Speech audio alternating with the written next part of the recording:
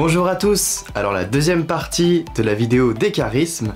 Donc en intro, je voulais vous partager le fait qu'il faut bien se faire confirmer les charismes par un prêtre, par un membre communautaire d'une communauté qui exerce les charismes. C'est pas quelque chose qu'on s'attribue en claquant des doigts ou juste par la prière, c'est vraiment quelque chose qui est donné et qui se vérifie. Donc il y a toujours une vérification, une confirmation en quelque sorte de ce charisme.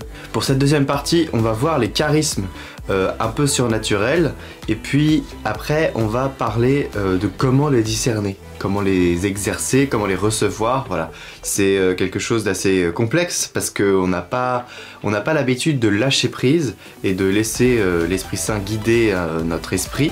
Et voilà, là il faudra le faire si on veut bien exercer ces charismes.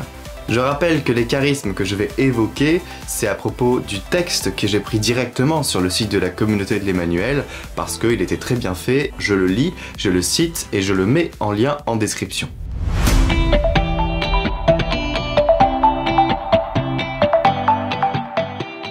Donc, premier charisme surnaturel, le parler et le chant en langue.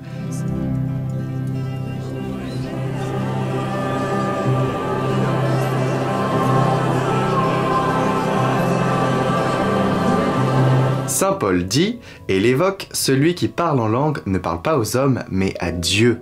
Il dit en esprit des choses mystérieuses. Celui qui parle en langue s'édifie lui-même.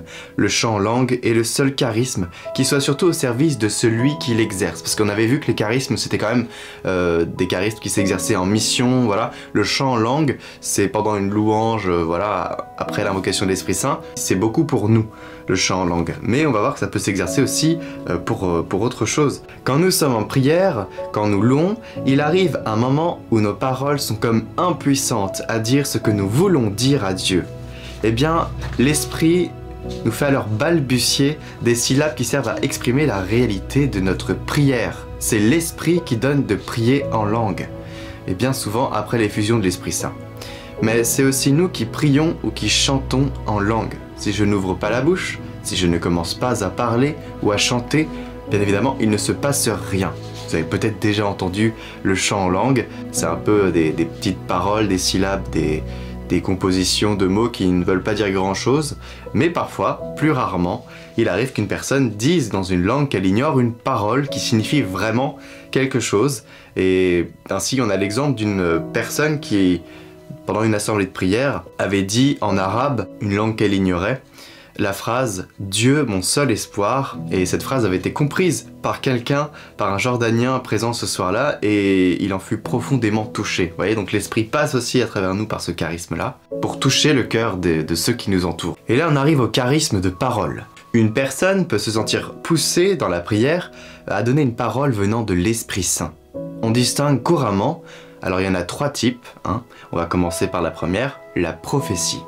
Et attention, il ne s'agit pas de prédire l'avenir. Prophétiser, c'est parler au nom de Dieu, souvent de manière toute simple et toujours conforme à la parole de Dieu donnée dans l'écriture et la tradition. Sinon, il s'agirait d'une fausse prophétie.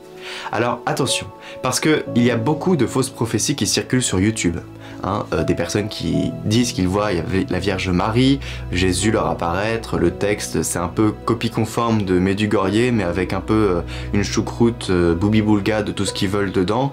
D'ailleurs quand on va sur, c'est assez drôle et en même temps triste, quand on va sur les sites qui partagent ces prophéties, c'est des sites très sérieux suivis par beaucoup de catholiques, hein, donc attention. Vous avez plusieurs prophéties qui se contredisent à 100%, et donc forcément il y a des trucs qui sont très faux dedans. Je rappelle aussi que les prophéties n'existent plus, d'accord? On peut avoir le charisme de prophétie, mais on parle au nom de Dieu. Les seules prophéties qui existent aujourd'hui, c'est celle de l'annonce de la fin des temps, et encore c'est pas vraiment une prophétie. La prophétie c'est pour annoncer la venue du Sauveur. Donc vous voyez qu'à partir du moment où Jésus est là, il n'y a plus besoin de prophète. Voilà, donc le charisme de prophétie, c'est pas ça, c'est quelque chose d'autre. Donc faut pas croire les prophéties que vous voyez, prophéties de machin, la fin du monde arrive bientôt. La fin du monde, il est précisé que personne ne sait quand ça arrivera. hein. C'est marqué noir sur blanc dans la Bible, donc vous pouvez pas vous tromper. Ne suivez pas ceux qui vous disent que eux ils savent et que c'est très bientôt parce qu'il y a tel signe, tel signe, tel signe. Ok, on peut faire un constat en se disant bah c'est vrai qu'on arrive à un temps, là on sait pas trop où on va aller juste après, mais c'est pas la peine de... parce que ça gâche la vie d'autres personnes. Je sais pas si vous vous rendez compte quand vous dites à une personne ta vie va s'arrêter bientôt, elle ne vive plus. Donc c'est pas ça la vie, faut pas faire ça, c'est dangereux.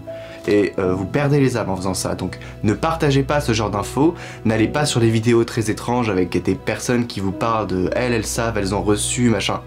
Non, ça ne marche pas comme ça. Il faut suivre l'église, et le dogme de l'église, c'est la sécurité, pour pas se perdre. Voilà.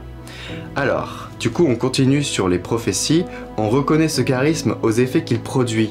Hein, parce que si vous dites quelque chose et que bah, ça n'a rien à voir, il va y avoir aucun effet. D'ailleurs, les charismes sont souvent confirmés par un retour d'une personne. D'accord ? Donc les personnes qui entendent cette parole sont encouragées, consolées, vivifiées et ont davantage envie de se convertir et de suivre le Seigneur. Vous pouvez, on appelle ça aussi le charisme de science. Vous pouvez, à Parémonial, avoir déjà vu cela. Il y a un groupe de prière et après, pendant la louange ou pendant l'adoration, il y a une personne qui est assise sur la scène, en quelque sorte, qui reçoit quelque chose, alors qu'il demande à ses frères si c'est bien, il discerne dans la prière, et puis vite il va au micro et disent il y a une personne dans l'assemblée qui va se reconnaître parce que ce matin elle a cassé son rétroviseur. Le Seigneur lui dit que voilà, il communique à travers les gens comme ça et il leur donne un message et ces personnes se reconnaissent et ça fait tilt dans leur tête, mais c'est moi, on parle de moi. Et puis après ces personnes sont, comme ils disent là, consolées, encouragées, vivifiées et ont davantage envie de se convertir et de suivre le Seigneur. Donc c'est vraiment dans la mission. La personne qui reçoit va confirmer en disant oui, c'est bien moi, voilà. Sinon ils arrêteraient hein, si c'était pas confirmé parce que ce serait bizarre. Donc dans le charisme de parole, on retrouve aussi le charisme d'image. Il s'agit là d'une autre manière qu'a le Seigneur de parler. Alors les images sont souvent interprétées, elles nécessitent d'être vérifiées avant d'être données car elles surviennent souvent à la manière d'une distraction chez celui ou celle qui la reçoit et peuvent parfois n'être que des distractions. Alors c'est pas parce que vous avez une image dans votre tête que c'est forcément donné par l'Esprit Saint. Voilà. Là où vous pouvez voir la différence, et on va le voir à la fin, c'est que c'est très insistant chez vous et ça a envie de sortir de votre cœur. Voilà. Vous avez envie de le partager. Alors troisième charisme de parole, dans une louange communautaire ou une assemblée de prière charismatique, certaines personnes reçoivent parfois des textes de l'écriture en ouvrant leur Bible, au hasard. Lorsqu'une personne reçoit souvent de cette manière des paroles qui touchent et construisent l'assemblée, on parle d'un charisme de texte. Vous avez peut-être déjà vu dans des veillées de prière des personnes qui sont toujours avec leur Bible, c'est parce qu'elles ont ce don, elles ont ce charisme de la parole, et donc elles ouvrent et il y a une parole de la Bible qui souvent touche une personne dans l'assemblée. Alors maintenant on va passer au charisme de guérison. Charisme de guérison, nous abordons ici le sujet un des plus délicats, faisons une première constatation. Donc il faut prendre de la précaution par rapport au charisme de guérison. Quand Jésus envoie ses apôtres annoncer l'évangile, il les envoie faire des guérisons. Donc dans les actes des apôtres, nous voyons Philippe opérer de nombreuses guérisons. On peut donner plusieurs sens à cette réalité. Par exemple, on peut y voir désigner la réalité des sacrements qui opèrent des guérisons en l'homme. L'expérience prouve aussi que quand on se rassemble pour dire au Seigneur « Celui que tu aimes est malade, guéris-le dans ta bonté », le Seigneur opère des guérisons, physiques ou intérieures. Mais il ne guérit pas toujours et nous ne saurons qu'au ciel pourquoi il a guéri telle personne et pas l'autre. Le charisme de guérison est le plus souvent un charisme communautaire, à de rares exceptions près, parce qu'il est compliqué, il peut être lourd à porter pour ceux qui l'exercent. Donc il va sans dire que ces charismes sont à discerner. Le meilleur moyen, c'est de vérifier que ces paroles sont suivies d'effets et que ces effets perdurent. Si tel n'est pas le cas, les personnes qui croyaient avoir ce charisme doivent cesser de donner ce genre de paroles. Vous voyez, il faut vraiment avoir beaucoup de précautions par rapport à certains charismes. C'est pas parce qu'on a envie de guérir, qu'on sent des picotements au bout des mains quand on touche une personne là où elle a mal, qu'on a un charisme de guérison. Ça marche pas comme ça, il faut être très précautionneux, surtout ce charisme. Il faut l'exercer en communauté, le plus souvent, à de rares exceptions près, comme ils le disent. Voilà, il faut être prudent, parce que c'est pas n'importe quoi. des charismes, d'accord? C'est pas de la magie, c'est l'Esprit Saint qui fait à travers nous. On arrive maintenant au charisme de discernement. Alors le charisme de discernement est souvent l'apanage des responsables. Ce charisme doit être exercé avec charité, car il faut beaucoup de charité pour encourager ses frères, les confirmer et parfois aussi les corriger. À ces responsables, l'apôtre dit « N'éteignez pas l'esprit, vérifiez tout, ce qui est bon, retenez-le ». Le charisme de discernement, il faut aussi faire attention, on n'est pas tous dit dirigeants parce que c'est classe d'être dirigeant. Vous voyez, il y a quand même une mesure à avoir. Rappelons que tous les charismes sont soumis au discernement de l'Église à travers les pasteurs. Les pasteurs. Vous avez aussi les communautaires qui peuvent vous aiguiller. Les communautaires, c'est les membres de la communauté de l'Emmanuel, les membres de la communauté du chemin neuf, aguerris en quelque sorte, c'est-à-dire qu'ils ont quand même l'expérience de ça. Vous pouvez aller les voir et puis ils vous guideront certainement vers un prêtre. Nous avons aussi le charisme dans la mission, et c'est aussi un charisme qui nous intéresse. Donc il faut mentionner aussi les charismes qui se déploient dans l'évangélisation directe. On peut recevoir le charisme d'interpeller en douceur des gens, poser juste la bonne question, savoir dire les mots qui touchent, donner une parole qui va parfois transformer la vie de quelqu'un. On reconnaît ce charisme aux fruits qu'il produit, les personnes sont touchées lors de ces rencontres.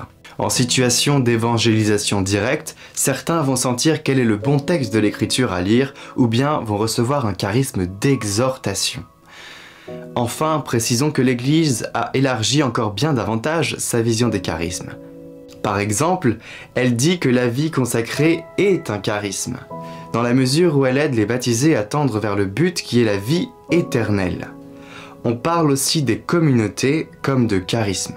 Pour l'Église, par l'appel spécifique qu'elles ont reçu, elles contribuent à édifier toute l'Église et à servir sa mission. Donc vous voyez, l'Église est diverse, l'Église a plusieurs charismes au sein de son corps. Vous avez plusieurs ordres religieux qui ont des charismes différents, qui ont des missions différentes. C'est ça qui sert la mission, parce qu'on a tous des sensibilités différentes et des affinités différentes. Donc l'Église de différents charismes, tous en un, qui sont là pour la plus grande gloire de Dieu. Uni ne veut pas dire uniformité. Là, on va passer à la partie comment exercer les charismes et comment discerner en quelque sorte si on en reçoit. Et c'est une partie importante. Donc, comme nous l'avons vu, les charismes sont une manifestation de l'esprit en vue du bien commun. Cette manifestation est gratuite. Dieu agit quand il le veut, comme il le veut, par l'intermédiaire de qui il veut. Reste que nous pouvons nous disposer à exercer les charismes, nous rendre disponibles pour cela. C'est d'ailleurs une des dimensions de la demande de l'effusion de l'Esprit. Nous nous offrons au Seigneur pour qu'il agisse à travers nous comme il le désire. Il est aussi souhaitable de développer plusieurs attitudes intérieures. Vouloir œuvrer en vue du bien commun de la communauté de l'Église. Le bien de ceux que nous rencontrons, puisque les charismes sont au service du bien commun. Cela suppose un esprit de communion, un engagement au service de l'unité et de l'amour, un renoncement à tout esprit de division qui serait volontaire. Secondo, prendre l'habitude d'écouter Dieu dans la prière. L'Esprit Saint est discret, il se donne à entendre dans la brise légère.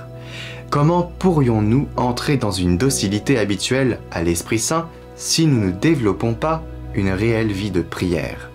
La prière au centre. Tertio, croire que Dieu veut agir dans le concret de nos vies et de celles des autres. Cette attitude de foi est très importante. C'est une disposition du cœur. Dieu veut agir pour nous et pour les autres. Quatrième point, il faut rappeler que Dieu passe par notre liberté. Dieu donne gratuitement les charismes, mais il n'agit pas sans nous. Si nous recevons une parole de la part du Seigneur et que nous ne la disons pas, il n'y aura aucun fruit. Point 5. Se rappeler que nul n'est propriétaire d'un charisme. Le Seigneur le donne quand il y en a besoin, selon les circonstances. Il peut aussi le reprendre si les besoins n'existent plus. Mais alors concrètement, comment faire? Si dans notre cœur ou notre esprit, il nous semble recevoir une parole intérieure, une image persistante, un texte de l'Écriture, vérifions d'abord que ce n'est pas loufoque. on ne dit pas n'importe quoi. Puis nous devons demander au Seigneur si nous devons le dire, si c'est bien pour l'autre de recevoir cette parole. Bien, s'il nous semble que oui, et si nous sommes avec d'autres, et non dans une rencontre seule à seule avec quelqu'un dans un train, par exemple, nous pouvons soumettre cette parole au discernement des personnes qui sont avec nous. Ensuite, si ces personnes nous confirment et nous encouragent à parler, lançons-nous. De même, si nous sommes seuls et que nous sommes convaincus qu'un charisme nous est donné, n'ayons pas peur de parler. Cela nous demande de l'audace et de l'humilité parce que nous nous exposons. Rappelons-nous que nous ne sommes que des instruments à son service. N'hésitons pas à demander aux responsables de nous confirmer ou non dans ce charisme en nous souvenant que l'exercice des charismes est soumis au discernement comme nous l'avons vu, c'est au fruit qu'on reconnaît la valeur et l'authenticité de ces charismes. Et enfin, dernier point, pour les autres charismes, appuyons-nous aussi sur le discernement des autres pour nous lancer. Donc c'était assez long, mais c'est nécessaire pour bien énumérer tous les charismes pour que vous ayez un peu cette connaissance en quelque sorte de ce qui existe en charisme pour vous aider tout simplement à discerner les vôtres si besoin. Et voilà, je voulais faire ces vidéos pour la mission, pour l'évangélisation. Vous voyez que le charisme c'est vraiment quelque chose qui est donné par le Seigneur pour mener à lui, pour sauver les âmes. Donc c'est vraiment dans l'évangélisation qu'on applique ces charismes.